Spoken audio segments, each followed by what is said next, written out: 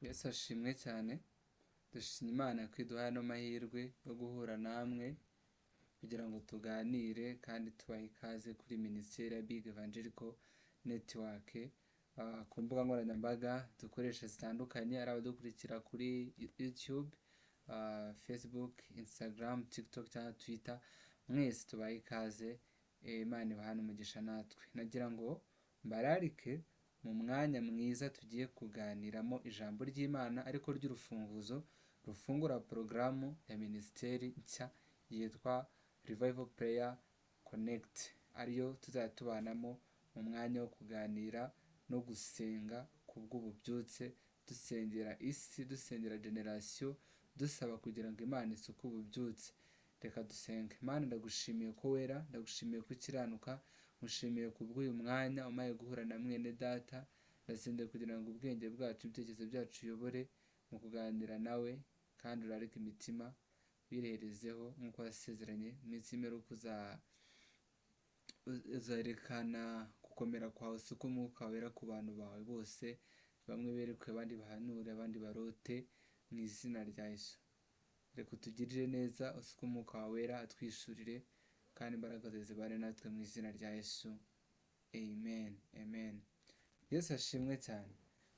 Ndabararitse mwese kandi mbaye ikaze muri uyu mwanya tugiye kuganira namwe n'ijambo ry'Imana rito rigari kandi dusanga mu gitabo cya Ezira ibice 8.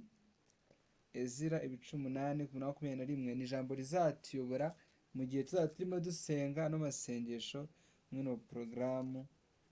Ezira ibice 8:21 aravuga ngo maze ntora 21 aravuga ngo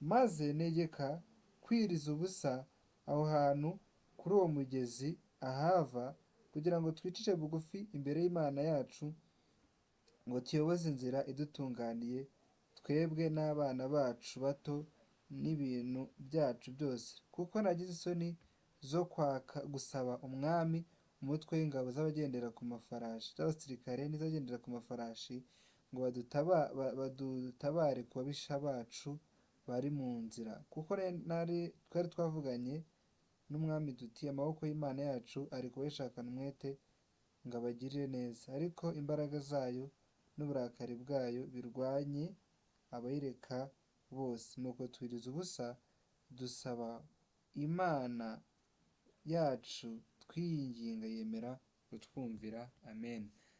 Iyi ni ijambo Ezira wari uyoboye itorero cyangwa ubwoko bw'Imana bwari buvuye mu bunyage yababwiye.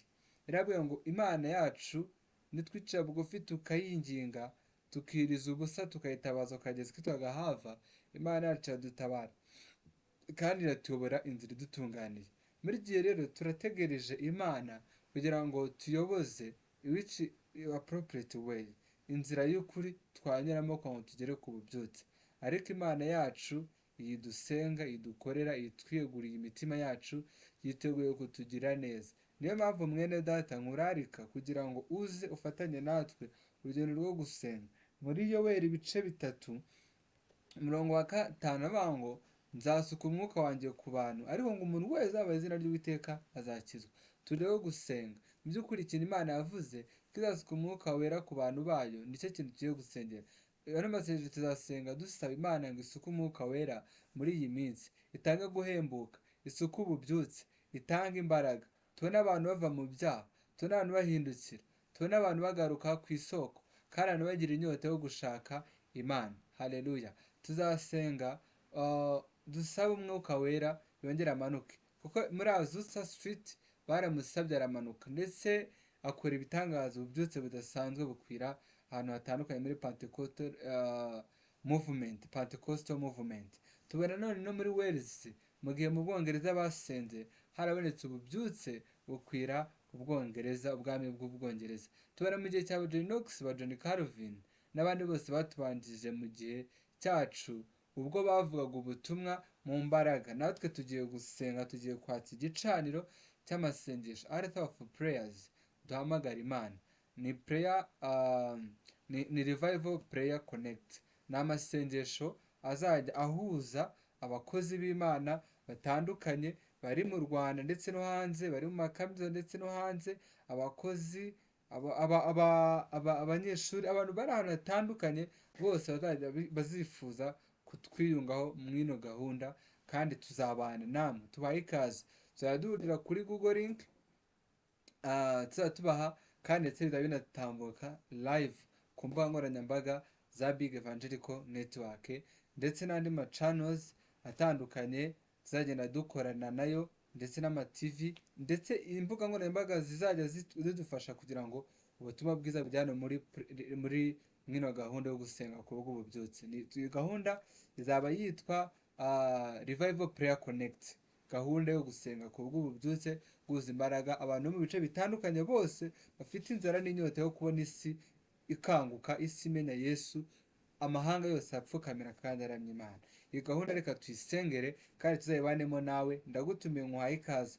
Ni umunsi wo kuwa gatatu, tuzajya duhura mu masaha y'ijoro. Kuwa gatatu tuzajya duhura mu masaha ya saa 2 kuwa gatatu, dufata isaha 2 dusenga. Kuwa gatatu tugahera saa 2 dusenga, saa 3, saa 4, ndetse n'ibizaba binaba ngombwa duporonda, ariko gahunda iri ku munsi wa gatatu. Nguhaye ikaze rero, reka dusenge Imana. Kandi dutangiye izi tariki zo muri mwaka 2024, ariko tuzagenda dukomeza ini gahunda izahoraho iteka ryose, dusenga kugeza igihe Imana yasukira ububyutse.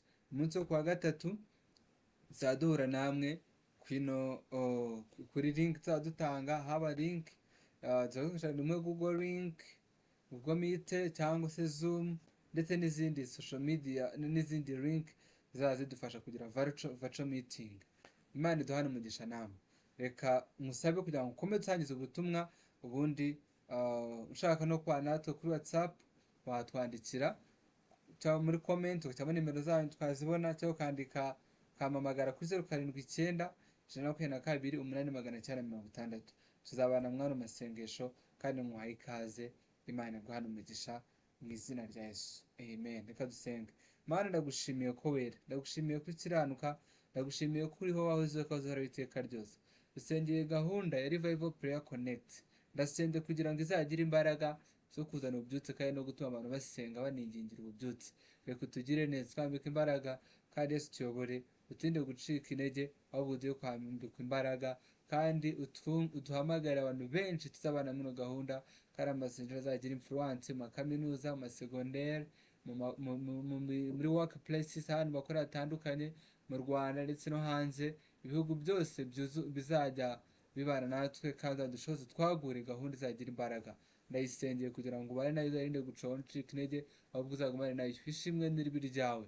Urakoze Mwami ku bwa Revival Prayer Connect, kwikomeje kandi ko uyambitse imbaraga, kandi tukaza tubona ko iterambere ryawe bukeye kandi rihindura, mu izina rya Yesu. Ishimwe n'iryawe Imana nuko iminsi yose. Mwami murakoze, amen, amen. So Imana iguhane umugisha. Nanjye ndagushimiye kuko tuzabana muri Revival Prayer Connect, aho muhaye ikaze kugira ngo tuzajye duhora dusengere ububyutse. Imana iguhane umugisha. Waba uri ahantu hatandukanye, ushaka ko umupate na ministeri muri kudufasha, urabyemerewe kuduhamagara kuri nimero twabahaye muri mwino video, cyangwa ukajya kuri email emmanuel.53535@gmail.com, aho twabana kandi ukadushyikira mu ivugabutumwa ubwami bw'Imana bukamamara. Imana iguhane umugisha, natwe wakoze cyane. Be blessed indeed.